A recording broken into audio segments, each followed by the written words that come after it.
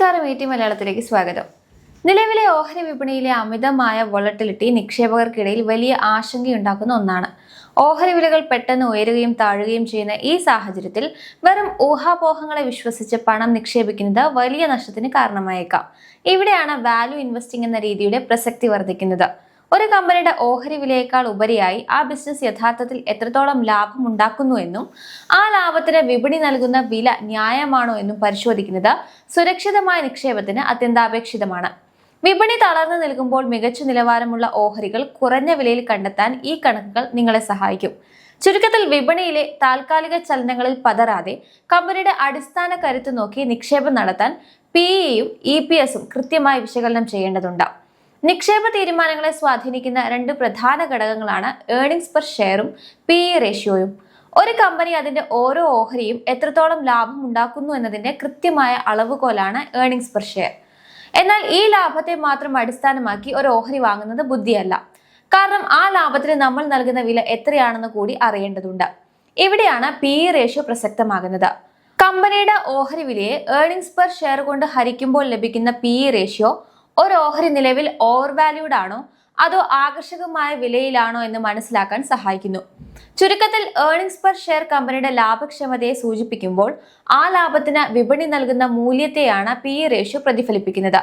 ഓഹരി വിപണിയിൽ PE, EPS എന്നിവ തമ്മിലുള്ള ബന്ധം വിശകലനം ചെയ്യുന്നത് ഒരു കമ്പനിയുടെ നിലവിലെ അവസ്ഥയും ഭാവി സാധ്യതകളും മനസ്സിലാക്കാൻ സഹായിക്കും.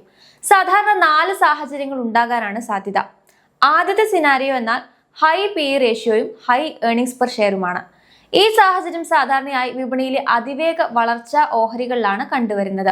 ഇവിടെ കമ്പനി നിലവിൽ മികച്ച ലാഭം നേടുന്നുണ്ടെന്ന് മാത്രമല്ല, വരും വർഷങ്ങളിൽ ഈ ലാഭം ഇനിയും ഗണ്യമായി വർദ്ധിക്കുമെന്ന ശക്തമായ പ്രതീക്ഷ വിപണിക്കുണ്ട്. ഈ ആത്മവിശ്വാസം കാരണം കമ്പനിയുടെ യഥാർത്ഥ ലാഭത്തെക്കാൾ വളരെ ഉയർന്ന വില അഥവാ ഹൈ PE നൽകി ഓഹരികൾ വാങ്ങാൻ നിക്ഷേപകർ തയ്യാറാകുന്നു. പ്രമുഖ ടെക്നോളജി കമ്പനികളോ വിപണിയിൽ പുതിയ വിപ്ലവം സൃഷ്ടിക്കുന്ന സ്റ്റാർട്ടപ്പുകളെയൊക്കെയാണ് ഇതിനുദാഹരണം. മികച്ച പ്രകടനവും വിപണിയിലെ ശക്തമായ വിശ്വാസവുമാണ് ഇതിന്റെ നല്ല വശമെങ്കിലും ഇതിൽ വലിയൊരു റിസ്ക് ഒളിഞ്ഞിരിപ്പുണ്ട്. ഭാവിയിൽ കമ്പനിയുടെ വളർച്ചാ നിരക്ക് വിപണി പ്രതീക്ഷിച്ച അത്രയും എത്തിയില്ലെങ്കിൽ ഓഹരി വിലയിൽ വൻതോതിലുള്ള ഇടിവ് സംഭവിക്കാൻ സാധ്യതയുണ്ട്.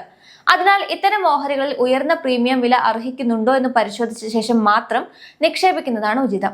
രണ്ടാമത്തെ സിനാരിയോ ഹൈ PE റേഷ്യോ ഉണ്ടായിരിക്കും, ലോ ഏർണിംഗ്സ് പെർ ഷെയർ ആയിരിക്കും. ഇവിടെ നിക്ഷേപകർ അതീവ ജാഗ്രത പാലിക്കേണ്ട ഒരു സാഹചര്യമാണ്. കമ്പനിയുടെ നിലവിലെ ലാഭം വളരെ കുറവാണെങ്കിലും ഓഹരി വിപണിയിൽ ആ ഓഹരിക്ക് വലിയ വിലയാണ് നൽകുന്നതെന്നാണ് ഇവിടെ അർത്ഥമാക്കുന്നത്. നിക്ഷേപകർ കമ്പനിയുടെ ഭാവിയെക്കുറിച്ച് അമിത പ്രതീക്ഷ പുലർത്തുന്നു എന്നതോ അല്ലെങ്കിൽ കമ്പനി നേരിടുന്ന നിലവിലെ പ്രതിസന്ധികൾ താൽക്കാലികമാണെന്നും ഉടൻ വലിയ രീതിയിൽ ലാഭത്തിലേക്ക് തിരിച്ചു വരുമെന്നും വിപണി വിശ്വസിക്കുന്നതോ ആണ് ഇതിന് കാരണം. എന്നാൽ ചില സാഹചര്യങ്ങളിൽ യാതൊരു അടിസ്ഥാനവുമില്ലാതെ ഓഹരി വില ഉയരുന്ന ഒരു സ്പെക്യുലേറ്റീവ് ബബിൾ ആകാനും സാധ്യതയുണ്ട്. നിക്ഷേപത്തെ സംബന്ധിച്ചിടത്തോളം ഏറ്റവും അപകടകരമായ അവസ്ഥയാണിത്. കാരണം വിപണി പ്രതീക്ഷിക്കുന്ന രീതിയിൽ ലാഭം വർദ്ധിച്ചില്ലെങ്കിൽ ഓഹരി വില കുത്തനെ ഇടിയുകയും നിക്ഷേപകർക്ക് വൻ സാമ്പത്തിക നഷ്ടം സംഭവിക്കുകയും ചെയ്തേക്കാം. മൂന്നാമതായി വരാവുന്ന ഒരു സിനാരിയോ എന്നത് ലോ PE റേഷ്യോയും ഹൈ ഏർണിംഗ്സ് പെർ ഷെയറുമാണ്. ഈ സാഹചര്യം പലപ്പോഴും മൂല്യാധിഷ്ഠിത നിക്ഷേപത്തിനുള്ള മികച്ച അവസരമായാണ് കണക്കാക്കപ്പെടുന്നത്. കമ്പനി വളരെ മികച്ച രീതിയിൽ ലാഭം ഉണ്ടാക്കുന്നുണ്ടെങ്കിലും വിപണി ആ ഓഹരിക്ക് അർഹമായ വില നൽകുന്നില്ല എന്നതാണ് ഇവിടുത്തെ പ്രത്യേകത. ഇത്തരം ഓഹരികൾ അവയുടെ യഥാർത്ഥ മൂല്യത്തെക്കാൾ കുറഞ്ഞ വിലയ്ക്ക് ലഭ്യമായതിനാൽ ദീർഘകാല നിക്ഷേപകർക്ക് മികച്ച നേട്ടം ഉണ്ടാക്കാൻ ഇത് സഹായിക്കും. എന്നിരുന്നാലും ഈ സാഹചര്യത്തിൽ നിക്ഷേപകർ പ്രത്യേകം ശ്രദ്ധിക്കേണ്ട ഒരു കാര്യമുണ്ട്. എന്തുകൊണ്ടാണ് വിപണി ഈ ഓഹരിക്ക് കുറഞ്ഞ മൂല്യം നൽകുന്നതെന്ന് ആഴത്തിൽ പരിശോധിക്കണം. കമ്പനി പ്രവർത്തിക്കുന്ന മേഖല നേരിടുന്ന പ്രതിസന്ധികളോ മാനേജ്മെന്റിലുള്ള വിശ്വാസക്കുറവോ ആണ് ഇതിന് കാരണമെങ്കിൽ ആ ഓഹരി ഒരു വാല്യൂ ട്രാപ്പായി മാറാനും സാധ്യതയുണ്ട്. അതിനാൽ കമ്പനി ഗുണനിലവാരം കൂടി ഉറപ്പുവരുത്തിയ ശേഷം മാത്രം നിക്ഷേപ തീരുമാനമെടുക്കുന്നതാണ് ബുദ്ധി. അവസാനത്തെ സാഹചര്യം എന്നത് ലോ PE റേഷ്യോയും ലോ ഏർണിംഗ്സ് പെർ ഷെയറുമാണ്. ഇവിടെ ഒരു കമ്പനിയുടെ ബിസിനസ് വലിയ വളർച്ചയില്ലാതെ സ്തംഭിച്ചു നിൽക്കുന്നതിനെയോ അല്ലെങ്കിൽ തകർച്ച നേരിടുന്നതിനെയോ ആണ് സൂചിപ്പിക്കുന്നത്.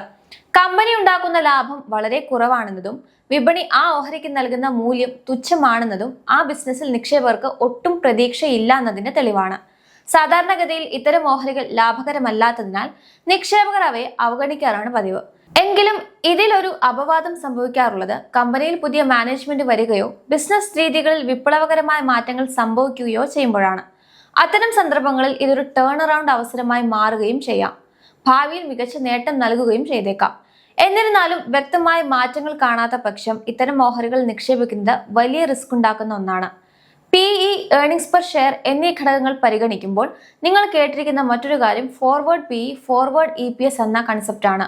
ഫോർവേഡ് PEയും ഫോർവേഡ് EPSും കമ്പനിയുടെ കഴിഞ്ഞകാല പ്രകടനത്തെക്കാൾ ഉപരിയായി അതിന്റെ ഭാവി സാധ്യതകളെ വിലയിരുത്താൻ നിക്ഷേപകരെ സഹായിക്കുന്ന ഘടകങ്ങളാണ്. അടുത്ത ഒരു വർഷത്തിനുള്ളിൽ കമ്പനി നേടുമെന്ന് പ്രതീക്ഷിക്കുന്ന ലാഭത്തെയാണ് ഫോർവേഡ് ഏർണിംഗ്സ് പെർ ഷെയർ എന്ന് വിളിക്കുന്നത്. ഈ പ്രതീക്ഷിത ലാഭത്തെ അടിസ്ഥാനമാക്കി ഓഹരി വില എത്രയാണെന്ന് കണക്കാക്കുന്നതിനെ ഫോർവേഡ് PE എന്നും പറയുന്നു. ഫോർവേഡ് EPS എന്നത് ഒരു പ്രവചനമാണ്. കമ്പനിയുടെ പുതിയ ഓർഡറുകൾ, വിപണിയിലെ സാഹചര്യം, മാനേജ്മെന്റിന്റെ ലക്ഷ്യങ്ങൾ എന്നിവ മുൻനിർത്തി അനലിസ്റ്റുകൾ തയ്യാറാക്കുന്ന കണക്കാണിത്. ഒരു ഉദാഹരണം പറയുകയാണെങ്കിൽ, ഒരു കമ്പനി കഴിഞ്ഞ വർഷം 10 ലക്ഷം ലാഭം ഉണ്ടാക്കിയെന്നിരിക്കട്ടെ. എന്നാൽ അടുത്ത വർഷം അത് 15 ആകുമെന്ന് പ്രതീക്ഷിക്കുന്നുണ്ടെങ്കിൽ 15 രൂപയാണ് അതിന്റെ ഫോർവേഡ് EPS. ഭാവിയിൽ കമ്പനി നേടുമെന്ന് പ്രതീക്ഷിക്കുന്ന ആകെ ലാഭത്തെ ആകെ ഓഹരികളുടെ എണ്ണം കൊണ്ട് ഹരിച്ചാലാണ് ഫോർവേഡ് EPS ലഭിക്കുന്നത്.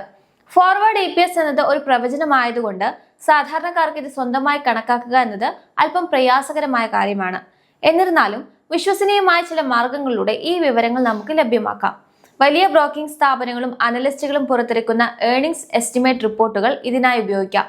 അവർ കമ്പനിയുടെ ബിസിനസ് സാഹചര്യങ്ങൾ ആഴത്തിൽ പഠിച്ചാണ് ഇത്തരം പ്രവചനങ്ങൾ നടത്തുന്നത്.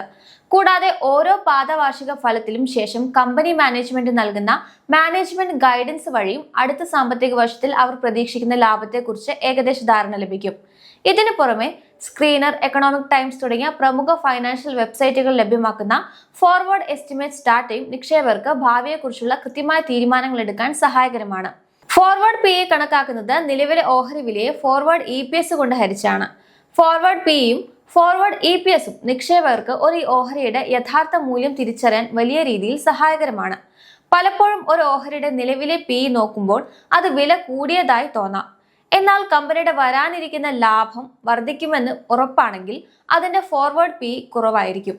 ഇതിനർത്ഥം ഭാവിയിലെ ലാഭസാധ്യത കണക്കിലെടുക്കുമ്പോൾ നിലവിലെ ഓഹരി വില ആകർഷകമാണ് എന്നാണ്. കൂടാതെ ഒരേ മേഖലയിലെ വിവിധ കമ്പനികളെ താരതമ്യം ചെയ്യാനും അടുത്ത വർഷം ഏത് കമ്പനിക്കാണ് കൂടുതൽ വളർച്ചാ സാധ്യതയെന്ന് മനസ്സിലാക്കാനും ഇത് സഹായിക്കുന്നു.